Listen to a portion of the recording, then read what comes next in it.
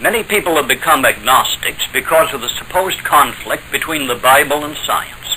In truth, there is no conflict at all between a correct translation of the Bible and really proven science, not just unproved theories.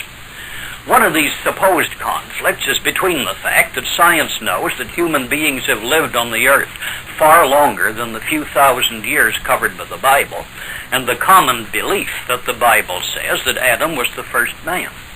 But the truth is that the Bible nowhere says that Adam was the first man. Yes, I know that most of the preachers say that, but the Bible does not say it. It merely says that Adam was the first man of a new white race. The many mistranslations in the King James Version obscure much of the truth. For example, Genesis 1, verses 1 and 2. In the beginning, God created the heaven and the earth was without form and void, as though God made it all a complete mess.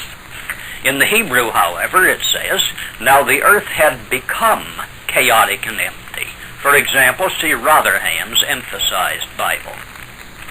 That is, some early catastrophe had wrecked the earth, which was not without form and void before that. This was a judgment of God on earlier civilizations for their wickedness.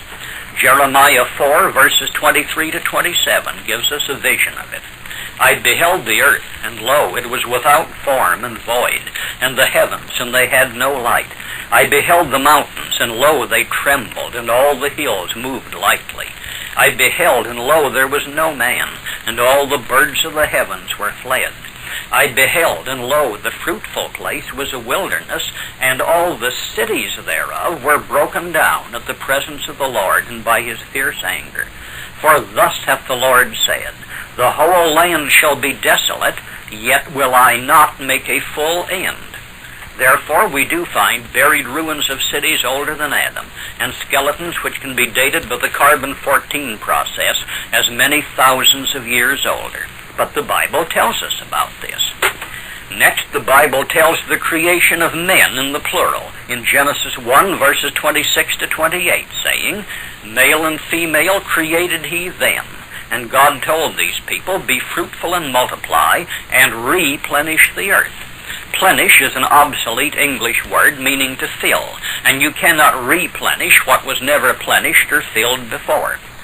But in the next chapter, Genesis 2, we find the Adam in the singular created. The Hebrew word Adam, rendered Adam in the English, is from a root word meaning to be of a ruddy complexion, showing blood in the face. A word obviously not applicable to the dark races, which we also know from scientific evidence to be much older than the white race. And when the Bible is speaking of the particular man, Adam, who was created in Genesis chapter 2, it always says the Adam.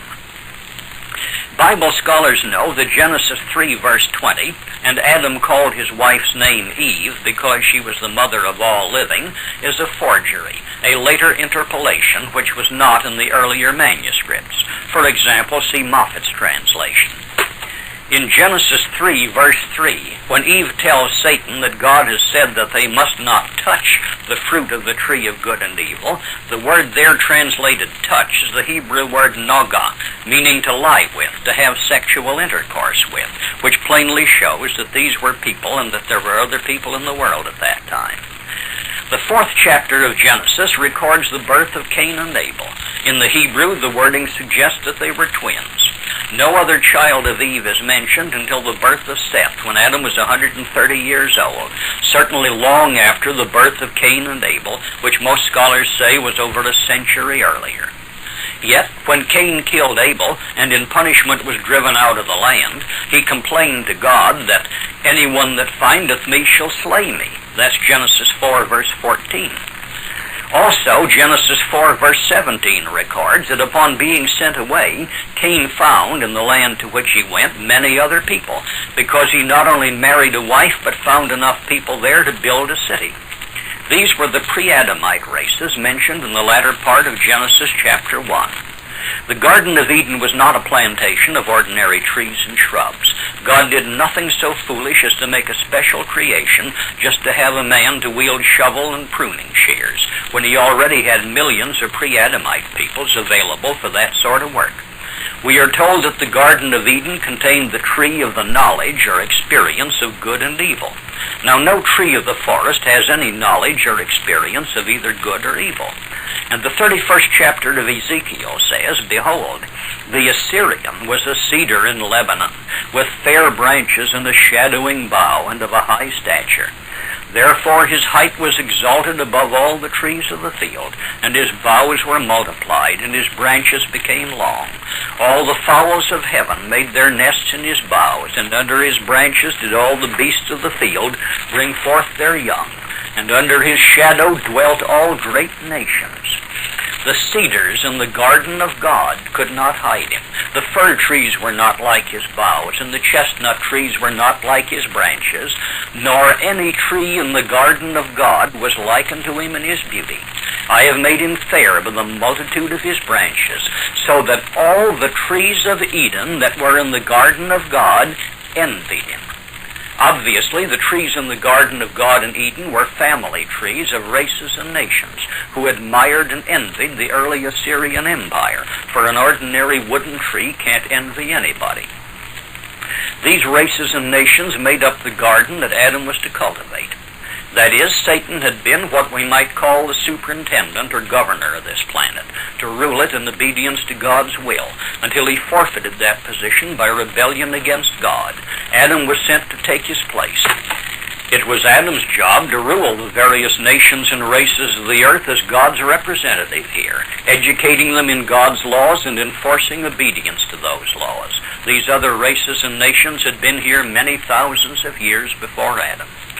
Therefore, the Bible makes it unmistakably clear that we are not all descended from Adam and Eve, for there were other races on earth, already old, already numerous, when Adam was created.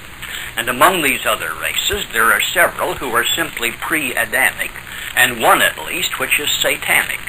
If you will read the 3rd chapter of Genesis, you will notice that immediately after the fall of Adam, when God required them to answer what they had done, God condemned Satan.